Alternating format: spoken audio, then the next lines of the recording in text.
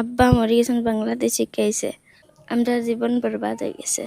যিগৰাকী আব্দুল মতিলিব 4 মাহ ধৰি গোৱালপাৰাৰ ডিটেনশ্যন কেম্পত আছিলে গোৱালপাৰা ডিটেনশ্যন কেম্পত থাকি যোৱাকালি মাদাৰতলিৰ কবৰস্থানত কবৰস্থ কৰা হৈ গৈছে ডিটেনশ্যন কেম্পত থাকি তেওঁ জিএমচিত মৃত্যুবৰণ কৰিছে বাংলাদেশী গোচৰত পৰিয়ালত না ককাই আছে নে ভাই আছে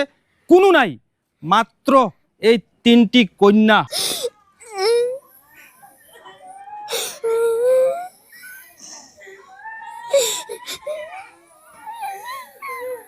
নাইনত পঢ়ে সাজিদা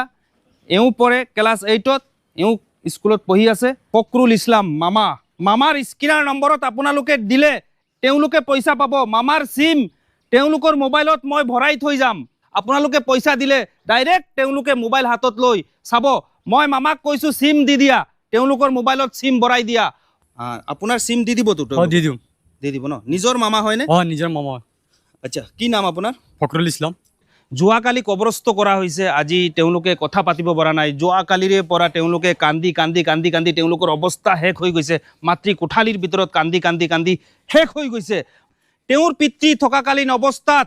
এই পৰিয়ালটো বহুত কষ্ট কৰি পোহপাল দিছিলে আজি তেওঁ পৃথিৱীৰ পৰা গুচি গ'ল এই তিনটি কন্যাৰ ফালে চাই আপোনালোকে প্লিজ তেওঁলোকৰ এইটো যিটো পানীৰ তেওঁলোকৰ যিটো পাইপ পাহাৰৰ পৰা যিটো পানী আহি আছে এইটো পানীৰ পাইপৰ ভিতৰত কোনোবাই পলিথিন ভৰাই পাইপটো নষ্ট কৰিবলৈ চেষ্টা কৰিছে এই তিনটি কন্যাৰ ভৱিষ্যতৰ ফালে চাই আপোনালোকে তেওঁলোকৰ ভৱিষ্যতক লৈ আপোনালোকে আৰু নেখেলিব আপোনালোকে এইটো নকৰিব তেওঁলোকৰ পানী আহিব দিয়ক কাৰণ পিতৃ নাই তেওঁলোক অসহায় হৈ গ'ল পানী আহিব দিয়ক ডাইৰেক্ট তেওঁলোকৰ ঘৰত পানী আহিব দিয়ক টেংকিত তেওঁলোকে পানী আহিলে তেওঁলোকৰ